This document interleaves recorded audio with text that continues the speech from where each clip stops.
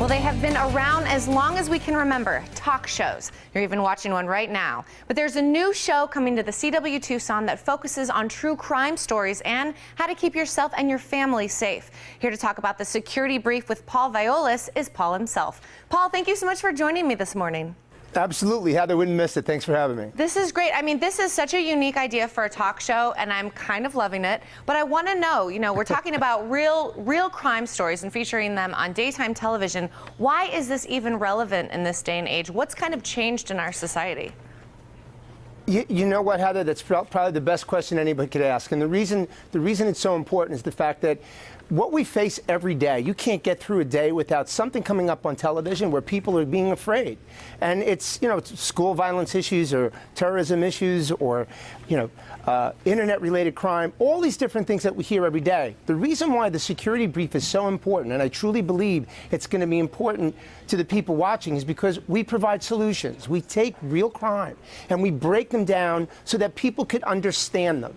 And then from there, we attach the solutions so that everyone watching will have information to empower them to either prevent this from happening to them, or if, God forbid, it's happening to them, how to safely navigate out of it. That's what really makes us different. Well, I think that's incredible because, as we know, hearing other people's stories can really touch you, but you have to give people the what to do in a situation like that to kind of help them if ever they come across a situation.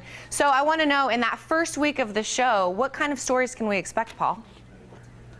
You know what? I'll tell you, Heather, there are 5 great stories, but 2 that just kind of jump off the plate. And I'll give you an example. One of them, we talk about, I'm sure you've heard about this, the Craigslist killer. The individual, the serial killer that used Craigslist, as people often do, use the internet to perpetrate crime. He was perpetrating murder. We have the only survivor from that horrific grouping of crimes on with us to explain how he was lured in off the internet, and most importantly, how he survived. But I will tell you this, Heather, as I was interviewing him, he had me leaning forward because I couldn't believe, 35 years in law enforcement, I still could not believe what he was telling me. And when you hear his story, it's more than compelling. And then we talk about the issue of carjacking, and we give you the example. The case we talk about is a single mom who's standing, gassing up her car like we all do, but only the difference is her car takes off right in front of her, and with her greatest, most precious asset inside being her daughter. So when you watch that, I can tell you right now, again, a little peek under the tent, but these are great shows attached to great solutions about preventing them from happening to you. Oh, wow. Can I just tell you, you've grabbed me. I'm hook, line, and sinker here, Paul. I can't wait to see the show. Thanks, now, I know, Paul, you deal with Fortune 500 executives. You provide security and all that. Now, most Americans, we're just trying to, make ends meet.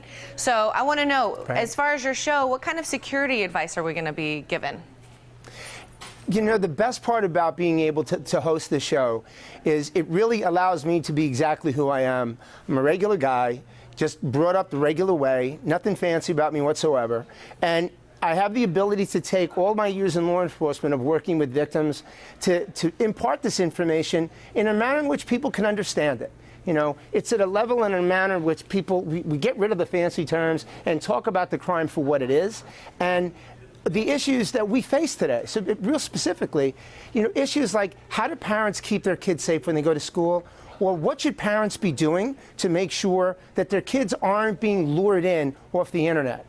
Right to issues of home invasion, to carjackings, to terrorist issues, all of these things that keep us up at night as Americans, we're going to talk about, and we're going to deliver it in a way that makes sense. And that's really where I feel we're going to really make our dent in the market there.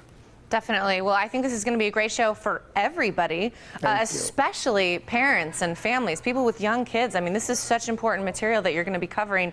Now, give us a little preview, Paul, before I let you go. Maybe one super important family safety tip that anybody can do. Okay. The biggest thing right now, and I'll tell you real quickly, understand there is no electronic eraser. When you work on the internet and you deal with the internet, that footprint is going to be there. You can't wipe it out no matter what somebody tells you. Understand that there are very clear steps if you're going to navigate on the internet, how to do so safely. That's probably the one risk that has the highest probability of affecting America's families. And clearly, we're going to approach that subject from a variety of different angles to make sure everybody gets the information they need. Great. Well, there you go. Great advice. I know we're going to get lots more during the show. I want to thank you so much for joining us this morning, Paul. I'm so excited. Entirely my pleasure. Thanks for having me, Albert. And you can catch the Security Brief with Paul Viollis starting December 28th at 2 p.m. on the CW Tucson. Now, stay with us. We'll have more hot topics after the break.